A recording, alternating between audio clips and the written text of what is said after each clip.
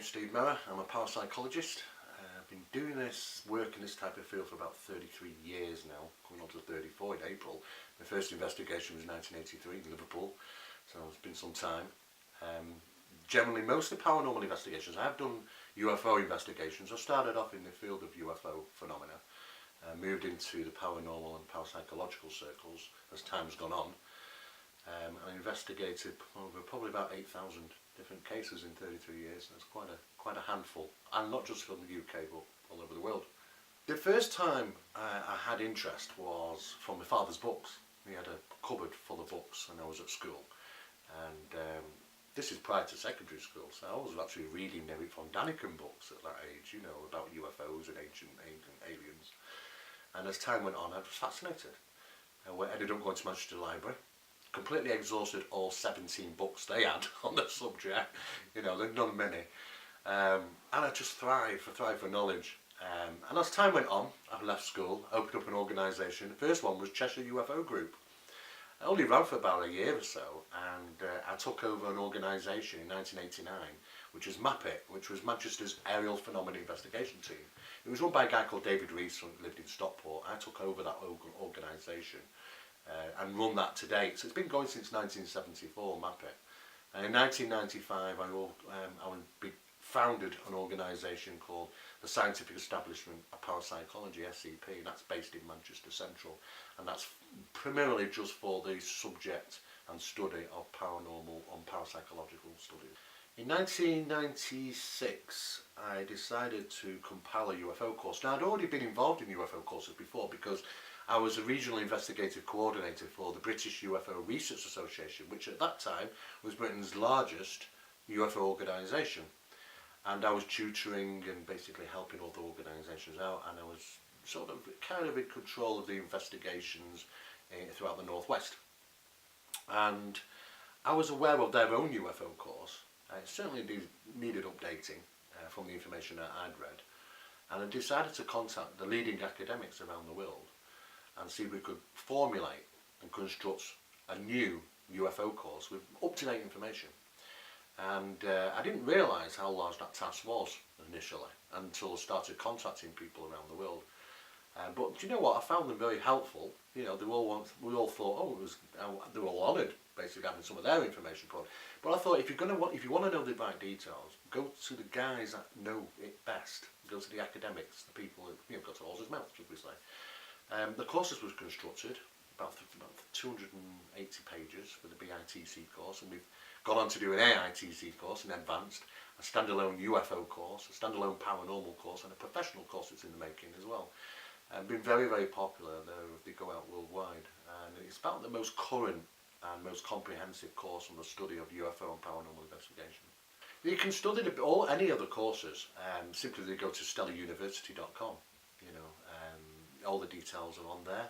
It's got syllabus, information, how to obtain it. It's a correspondent course, and what's probably best about it is there are no time limits. A lot of people take on courses these days.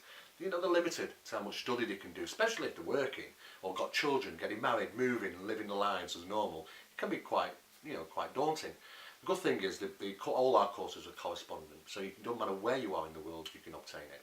It comes with videos, documents, photographs, news clippings, all sorts of different things, and it's a 24-hour contact for if you need help for students, and they can get that information from our students page. And there are no time limits, and of course then there's an examination. The BITC registration certificate is recognised by 174 worldwide organisations, and it certainly puts them on the leading path. I mean, we've had some people go right through to becoming parapsychologists and studied at the Ryan Institute of Parapsychology in California. So it depends on how far people really want to go. But if it's just as an interest subject that they're into, then they can do that, you know, and find out a little bit more about how to study it and what it's all about. Or they can go right through to academic professional levels if they wanted to. Phenomena Project, we're currently still working on it, yeah. The Phenomena Project TV series consists of, the first season consists of about 5 episodes. We're actually into the second season now, which is international. We've just fully finished conducting our largest investigation that we've ever conducted in Seattle, in Bothell. And it was probably the most controversial paranormal case in America, which we've just finished with. And we had some incredible, absolutely incredible things take place, and some amazing evidence that we got. And the good thing is that we managed to capture it and put it straight out as it is. And the good thing about the show, it's not for entertainment purposes. It's not a Ghostbusters show. You know, it's about science. It's about the real side of paranormal phenomena and the real evidence and getting it out there. And it's quite phenomenal what we've managed to achieve. It's got a lot of interest worldwide at the moment, and we're actually currently pitching at the moment.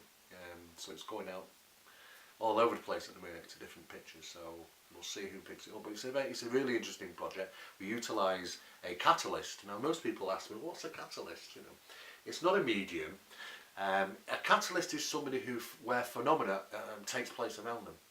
They're somehow in tune with it, or phenomena seems to take place around them on a regular basis, and we utilise a catalyst. He comes with us on the investigations, and on many occasions when we go into places, we do get an increase in phenomena, which is great because of the equipment that we're using.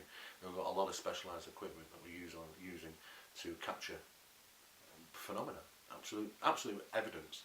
Now what we've done is we even brought an independent observer on board, which is Nick Kyle from the Scottish Society of Psychical Research. He's the president, and we asked his opinion, and he's just shook his head. He said, well, you know, can only assume it's something very paranormal, which is great for us because we're trying to get the real facts out and get that credibility, and the good thing is we're managing to do so. The Phenomena Project website, phenomenaproject.tv, all the information's up there if you want to find out a little bit more about those episodes, but it should be coming to our screens soon. Being a parapsychologist, you have to do a lot. It's not an easy job. Yeah, I mean, I started off in engineering. I was an electrical engineer, and then I went to NATO, worked as a telecommunications officer, and then I got into this as well, and this has probably been the hardest job, believe it or not. What it entails is very long hours. Sometimes the investigations can go through, well, it can be up to 2 weeks sometimes on location, and they're 19 hours, 20 hours a day, so you're getting absolutely no sleep. I mean, last time I came back from an overseas investigation, I was actually suffering from sleep deprivation, you know, simply because I just had not much sleep at all, you know, 3-4 hours a day at most. So that can be very tiring. A lot of travelling around the world. Yeah, it's great to see the other countries. It's very mundane travelling on an aircraft. You know, you think it's not long, 8, 9 hours or 10-hour flights or 13-hour flights, but yes, they are when you keep doing them. They just drain you. But it's good fun. You know, it's meeting different people, going around the world, doing this sort of thing. And also, you have to document things, so there's a lot of writing involved. A lot of people think it's a bit like the X-Files. Well, it's great when they can just run around all day, you know, and do 1 page of write-up, and that's it. No. We have documentation for everything we have to do. Every word is said, you know, testimonies, the lot. You know, I mean, the current document, what we're working on now, is going to be about maybe 300 pages. You know, so it just goes to show how much time and effort has to go in. We came back from the last investigation with 263 gigabytes of information to analyse and go through. So there's a lot of sat down, mundane, bored stuff. It isn't, you know, it's not all fun sometimes. It is mundane, but it's, you know, you might just get that golden nugget through your evidence sometimes, so it's well worth it. Writing, I'm working currently on my 5th book at the moment. So being an author and documenting things, you know, that's a part and parcel of sort of being a parapsychologist, is documentation. Tutoring, I tutor with the BITC course, I'm the head tutor. Do a lot of television work, a lot of radio work, a lecture as well internationally. So you can well imagine I'm always, there's never enough hours in a day to do all my work. You know, this is just impossible. So it's fun, it's entertaining. It's not scary anymore. It was when I was a bit younger. You know, it was a bit scary back in them days, but because you do it so much, you become numb to it. You know, so it doesn't bother me anymore as time's gone on. 33 years in this field, you know, I thought I'd seen everything, but I'm still learning, believe it or not. You know, it's very vast, the subject. But it encompasses everything. Parapsychologists, you have to pretty much do as much as you possibly can. And it encompasses mostly media work, entertainment and marketing. Probably the most significant, unusual investigation I've conducted was one back in 1996, when I was working corporately for companies and confidential cases, I was contacted by Rochdale City Council in regards to some tenants that were reporting to them some paranormal disturbances. And they'd been in, Rochdale City Council tried to find out exactly what was going on. Countless times couldn't conclude exactly what was going on, so they wanted some assistance. So they came to us to see if we, as our clients, we would try and find out for them, write a report on our conclusion. Is paranormal phenomena taking place in this building or not? So we conducted quite a lengthy investigation, and I was surprised to find that it wasn't a haunting, it wasn't a misidentification, things were actually going on there. It wasn't a haunting, it was a poltergeist infestation. Now, they're extremely rare poltergeist disturbances. You know, I mean, we see things up all the time on the internet and things, but you know, I'd say 99.9% of them are dodgy. You know, I mean, I know from being in the field for 33 years, after doing only 5 poltergeist cases in that time, that is an extremely rare phenomenon, much rarer than hauntings. And they were reporting outpourings of water, and I said, well, what do you mean outpourings of water? They said, well, water was flowing, coming down from the ceiling and the walls and the doors, and things were getting wet. And I thought, well, there's got to be a rational explanation. There's got to be something, a leaky pipe, something, you know, to constitute this water. And of course I went in there, and boy was I wrong. I mean, I'd never seen anything like it. The only way to describe it was, if you get half a glass of water and you throw it across your kitchen floor, and it arcs out, that is what I was seeing on the ceiling. And it was moving intelligently. It arced around a light fitting. It was moving across the ceiling. It wasn't dripping down to the ground. But then on other occasions, it suddenly disappeared. Mr. Gardner, who was one of the guys that lived there, he shouted out and went into the kitchen, and it was absolutely throwing it down. I mean, I'm not talking a little bit of water, I'm talking the whole kitchen ceiling dropping down with water. I mean, heavy droplets. I mean, I'll never forget that thought in my mind when looking down at me, because he was going to make me a cup of tea. He just put the milk in my cup of tea. I could just watch my cup, and the milk was jumping out of the cup because the droplets were hitting. And something caught my eye, and I thought I was seeing things at first, but just occasionally, the odd droplet would go up and meet the water on the ceiling. I thought, oh my, I've never seen anything like this before in my life. I've never have done since. And I didn't know what to make of it, to be honest. We got some samples of the water. Turned out it wasn't tap water. The conductivity in it is measured in UCSMs was ridiculously high. Something got to be to do with the paranormal and the natural electrical phenomena side of it, maybe. The disturbances continued, and to a point where I got thumped in the back. About 4 feet I went across this room, but I was a big guy, you know, and it takes a lot to move me 4 feet across the room. But what was interesting is, not only did I get a thump, and it was a physical thump, because it scared the hell out of me, to be honest with you, you know, and it blooming hurt as well, and I had a big bruise like this for about 5 weeks, and I was contemplating actually at that time when I got thumped, just leaving the subject, to be honest with you know, it did bother me, but I kind of went back in there, you know, a loose face, and of course, I realised that, you know, quite quickly that it was like an electric shock, because when you've had I've been an engineer, so when you have an electric shock, occasionally, you know, you get thrown, repelled from it, and that was the same feeling of getting an electric shock and a thump at the same time. We had to relocate the family through Rochdale City Council to another home. The disturbances carried on there for about 2 weeks until they diminished. I asked the Rochdale Council to leave the house fallow. That basically means nobody in there, no human agencies in there for about a year. Completely void of electricity in there to decrease the phenomena. Apparently after about 12 months they re-rented it, and the family went in there, we did a survey, did a check, everything was fine with them, thank God. But what we had was the disturbances of things moving around, unusual audible disturbances, all sorts, everything that you might consider as a poltergeist infestation. Rare, quite alarming, but quite surreal. The property's fine now. Yeah, it's. I mean, we had the church involved, you know, and they even turned around. I was quite surprised to hear the vicar turn around and say, "Oh yeah, it's a poltergeist infestation." That's kind of took me back. I said, "Whoa, hang on a second." He said, "That's a quick conclusion." He said, "Oh yeah, I went down there and she had a big 80s foiled painting of tigers, which as soon as I went in, it started vibrating, caught our eye. Then a damn thing jumped off the wall, travelled about 7 foot across the room and hit him on the leg, because it caused him a big bruise. He wasn't best pleased.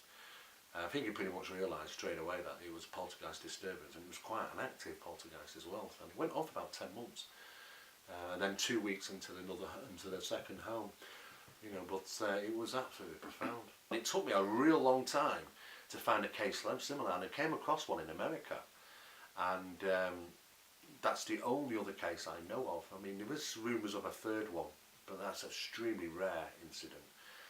Water manifestations. I mean, poltergeists, you know, they can have manifestations. It can be blood, it can be tar, it can be water. Most of the time it's usually water. What was the council's response to all this? To keep it quiet. That's why it was a confidential case at the time.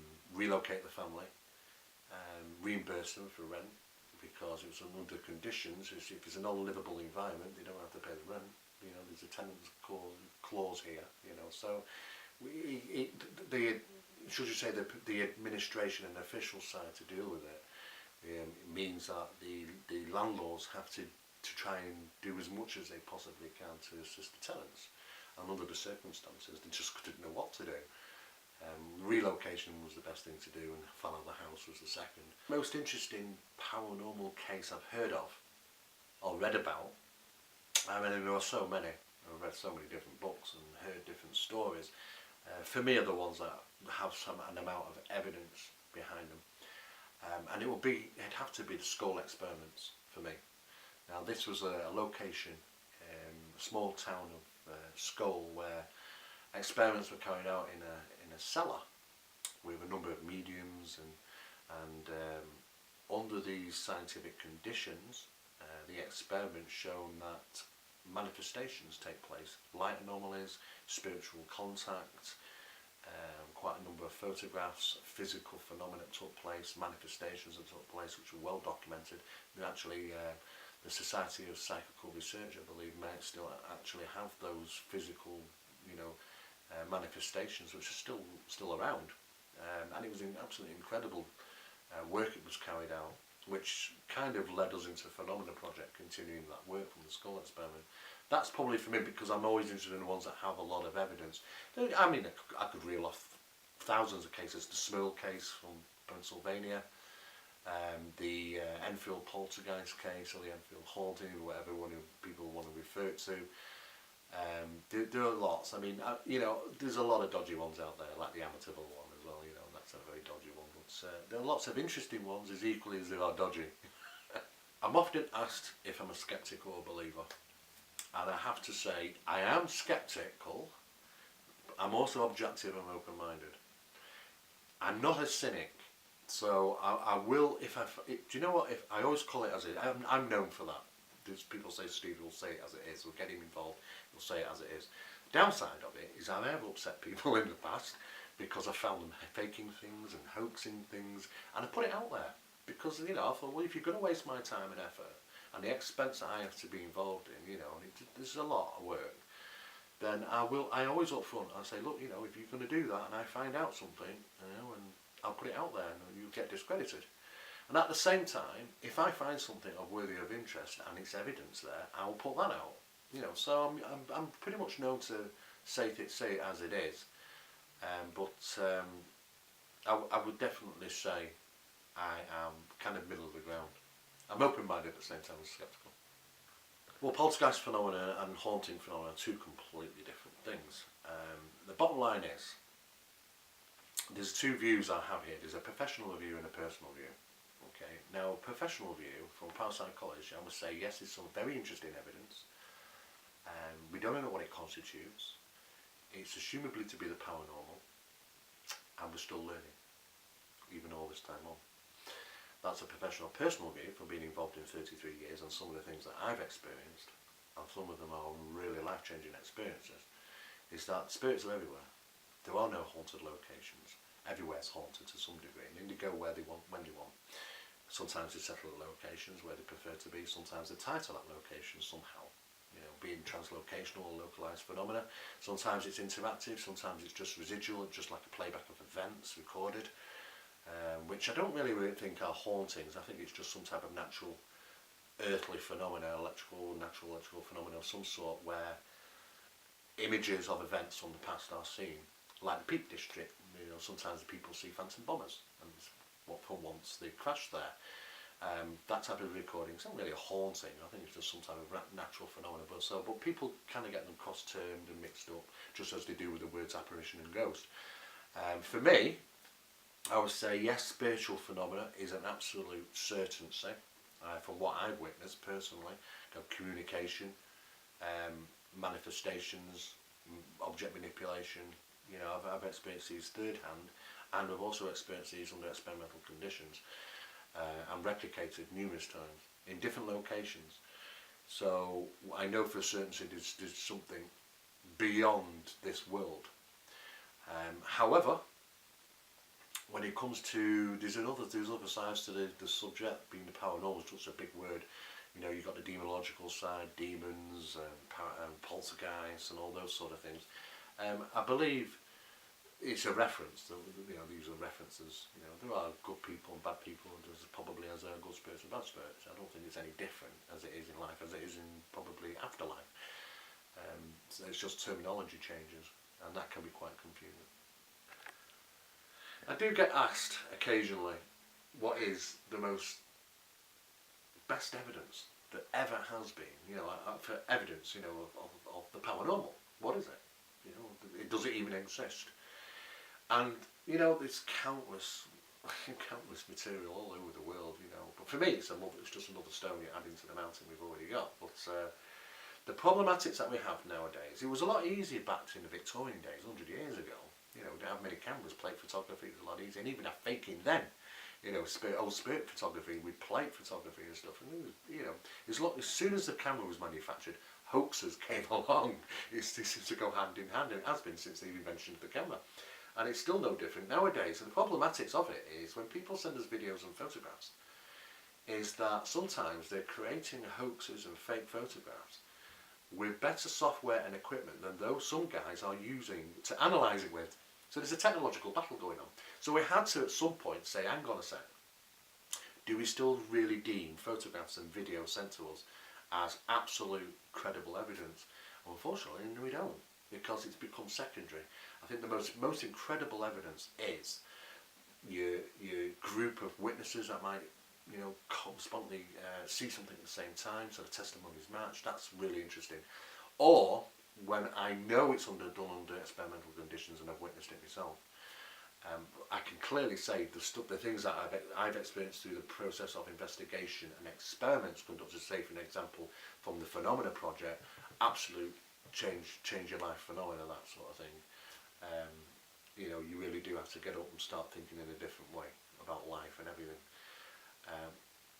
And I've had people, we purposely put that information out and said to people, there were a lot of people saying, oh, well, I don't believe that is this. And it's understandable because they're fed with a lot of rubbish on television day after day after day, which is all about ghost hunting and ghost busting and ghost busting toys that you use, and they're all walking around with EMF meters as if there's some type of device that captures ghosts and picks them up. And of course, most of the guys just really don't have a clue.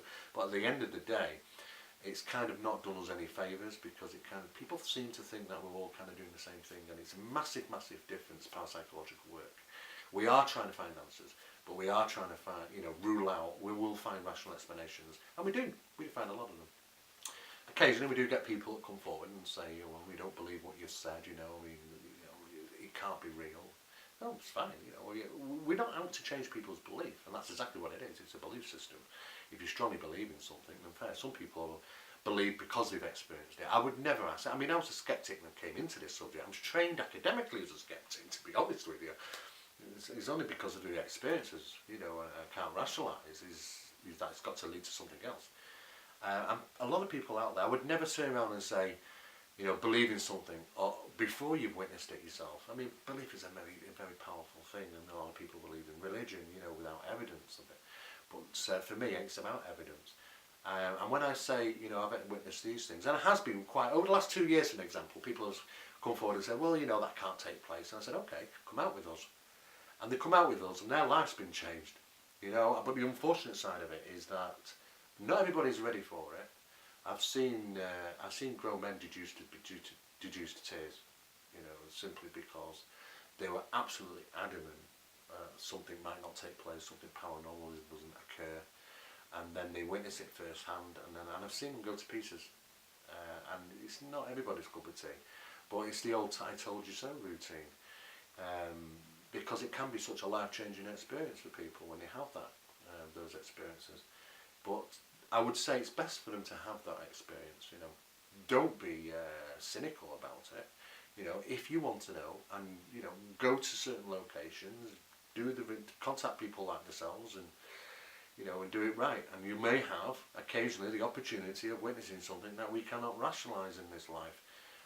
Don't look for us to do all the explanations, we haven't got them, but we can certainly lead you to the location of experiencing something yourselves. There are a lot of similarities between the paranormal and UFOs, and a lot of people don't like to get into that so much. I mean, a lot of organisations just deal with the nuts and bolts UFO phenomena, but it's not a nuts and bolts phenomena. As we quite well know, that UFOs seem to materialise and dematerialise as if they're not solid in some cases. I think there's more evidence to point them towards some type of interdimensional craft, as opposed to extraterrestrial. That's the general idea now. But let's not get mistaken, a lot of the things that are flying around in the sky are definitely military. Just because they might look circular and this, that, the biggest secret is the technology that we have. I know that from working many years ago with certain things which is still not in the public domain. So I know that yes, they can keep secrets. It's not hard, and yes, the technological advancement is amazing. A lot of things that people are seeing are ours, and we do have amazing capabilities. But there is something else that's invading our skies and has been for a long time. In fact, I don't think it's a phenomenon that's come here. I think it's always been here. I think we're the new kids on the block. I think the UFO phenomenon has probably been here for as long as we have. I don't know if it's some type of experiment or the whole planet's a zoo or whatever, or we're kind of in a petri dish. I just really don't know. But a lot of people asking these questions. For me, the most significant UFO case, definitely in the UK, is the Rendlesham Forest incident. It took place in 1980. I'm good friends with Larry Warren and a number of other people that were actual witnesses to the event that took place there, the UFOs, and of course there was a huge investigation that took place, official documentation showing that the event pretty much took place. It was very profound. Of course there was, you had the American ones, the Roswell incident and the Aztec incident and all these other things, and they're all very, very fascinating. There are thousands of UFO incidents over the years throughout different countries. But for the UK, I would say it's the Rendlesham Forest incident, just simply because of their huge overwhelming amount of evidence. I've been involved in quite a lot of UFO cases. Don't tend to do so many now. I mean, I still get reports come through and we'll pass them out to investigators if necessary around the country. But I have done quite a lot. They were mostly UFO sightings. Occasionally some people have profound experiences. There was the Linda Jones case in Disbury. And she was, in 1977, she was walking with her daughter and her son down a bank in Disbury, down the river Mersey, and some object, she thought it was a plane coming down, just suddenly swooped down upon them. There was definitely no plane. They all panicked, to be honest, but there was some missing talents involved and quite a thorough investigation that took place, and some odd characters that were thrown into the equation in regarding questioning Linda about her missing time and her experiences, and that she may have been suffering from radiation, poisoning of some sort, effects to the physical body. It was just a absolutely profound case. I don't know what to make of that, to be honest. I don't believe that we've got aliens coming from other planets. I don't think that might be the case. Could be something that we're misinterpreting here. Let's not get confused between a UFO and alien abduction as a completely different thing. Not many cases go hand in hand like that.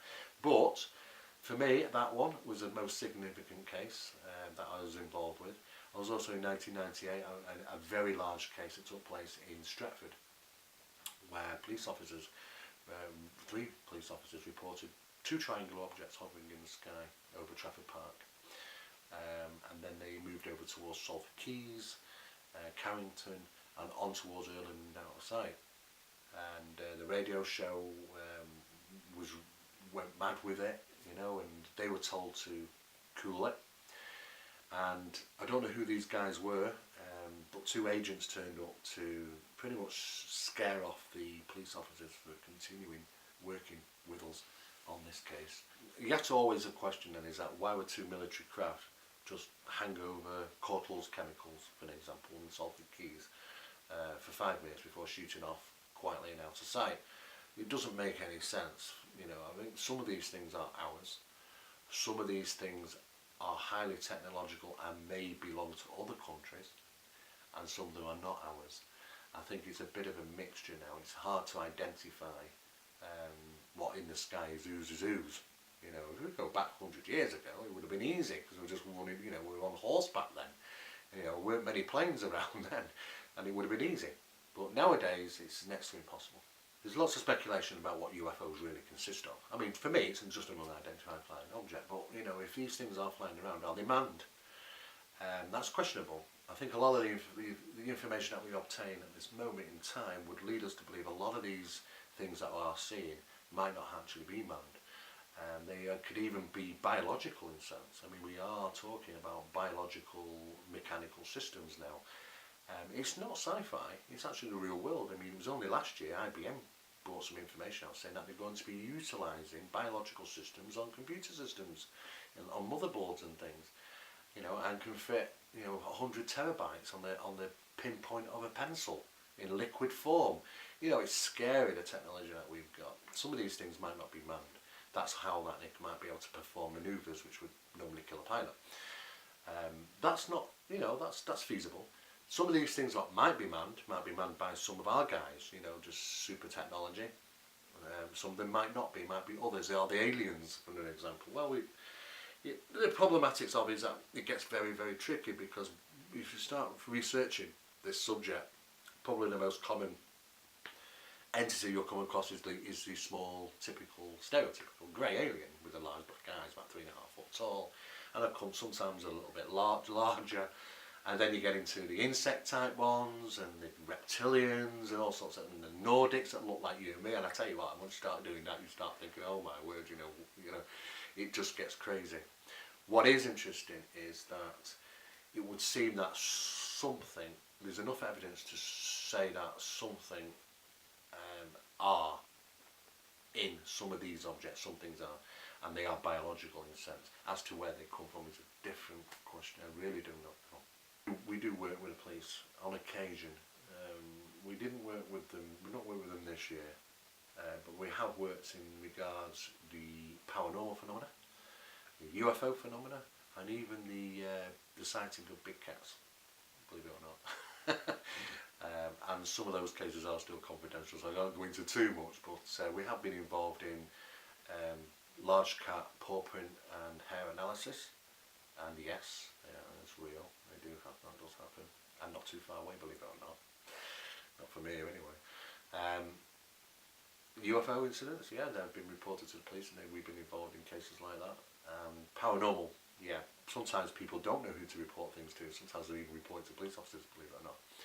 You know, so we've been involved in cases. In some very high-profile cases, we were involved in CID in London, and we got an extremely high-profile case, which I can't mention.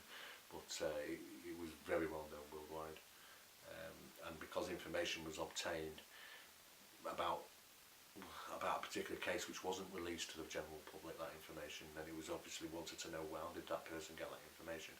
And apparently this person was obtaining it, you could say, in a psychical way, as a form of medium, but she was spot on, and that information wasn't released to the public, so she knew stuff that shouldn't have done, and of course it caused a bit of a stir, so they asked our involvement. So. But yeah, we do that occasionally. We do work with the police and CID and crime unit authorities. Am I really? Okay. I do get asked actually a lot. It's definitely we've been in this type of field. It's not, you know, it's easy to try and get around that. I think it's a problematics of religion. But a lot of people often ask me about it. You know, what my views and opinions about it. I think religion lies within. I don't think it means it has to have a name, a type, you know, you have to do things a certain way. For me though, I think religion lies within. And that's all really. I think it's a power of belief is a massive significant thing. We do know, even from from tests that have been carried out, parapsychological tests and information that's obtained over the years, that belief is so powerful that it can adversely affect the environment we live in, and also adverse the physical body. As people believe. For an example, people believe in religious connotations so much that stigmata appears on their arms or hands, should we say, because they believe it so much.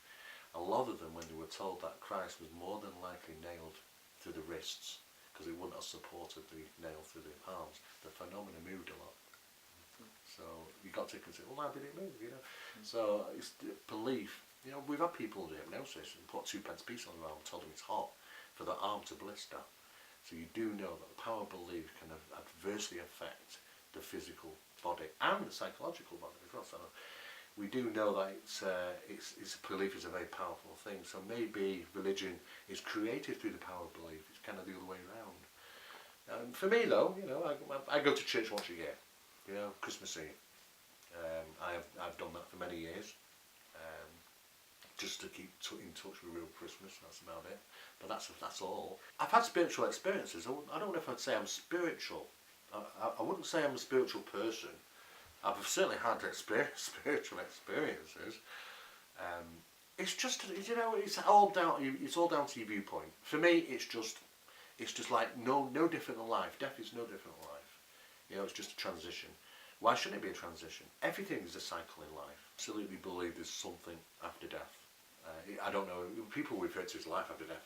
Well, this is actually a good point, because from the spiritual communications that we've had, the guys, and I'm calling the guys, they don't believe they're dead, and that's because they're not.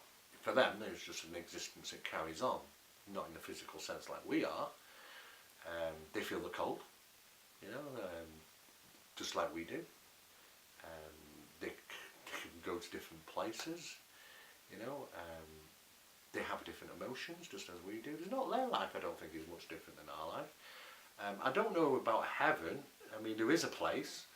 I don't know if it's our terminology, heaven or not. I just really don't know. But from the information that we've obtained from actual voice communication, from asking questions and gaining things, it would seem that there is an afterlife, there is an order, there's some type of governance, there is places you go to. Not everybody makes it. I don't know what the hell that means.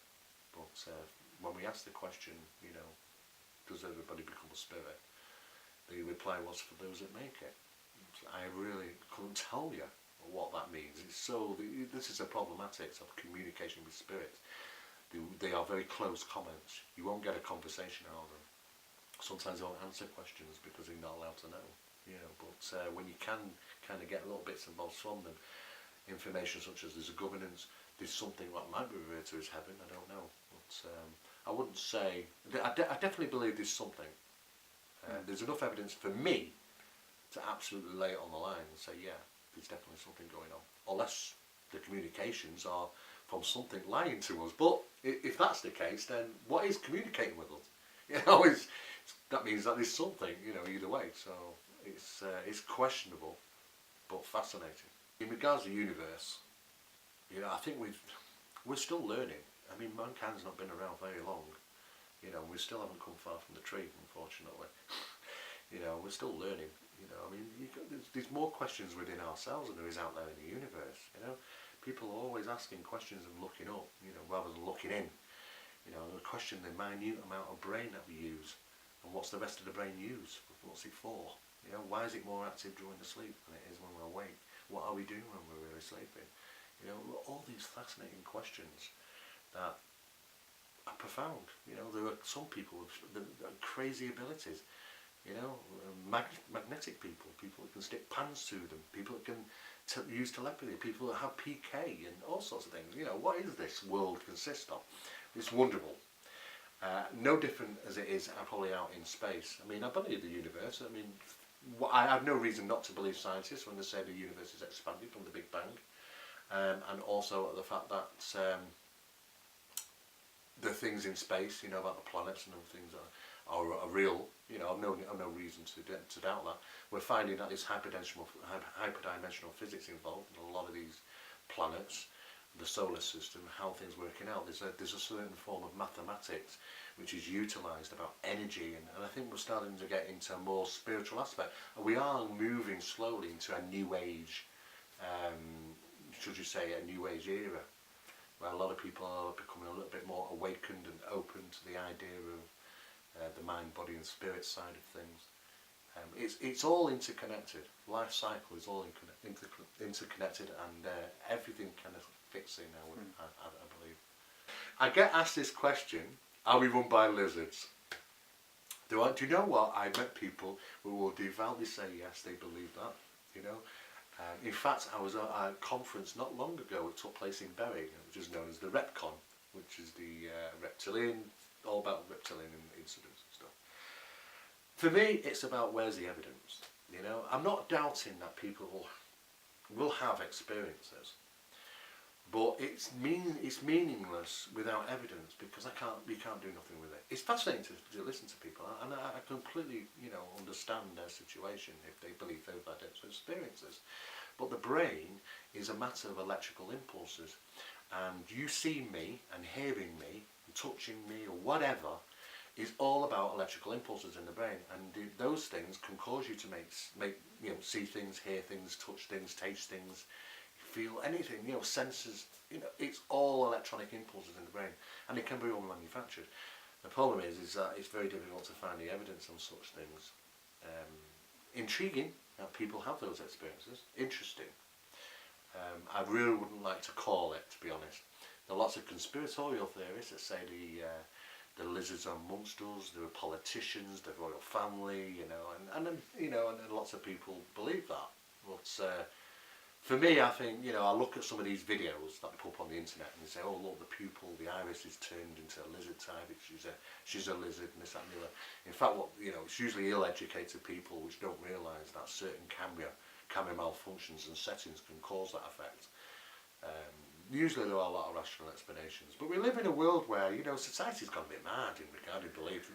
You know, people are more prepared to believe that a lizard was just been seen walking down the street, as opposed to, you know, somebody who might come and talk to you and knock on the door and tell you about, you know, an everyday event. You know, it's just, we live in a crazy society where anything goes.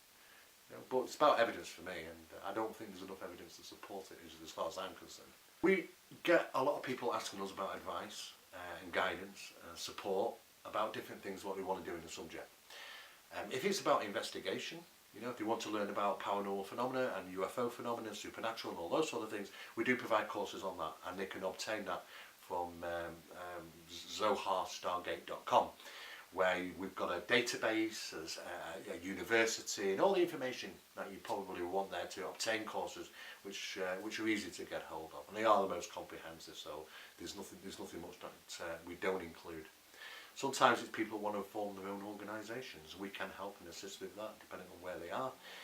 That's easily done, and we can provide protocols and guidelines. And if people want to obtain a magazine, they can do. The Phenomena magazine is available every month as a free download, as well as all the back issues. And we're on issue 86 now, been going for quite a number of years.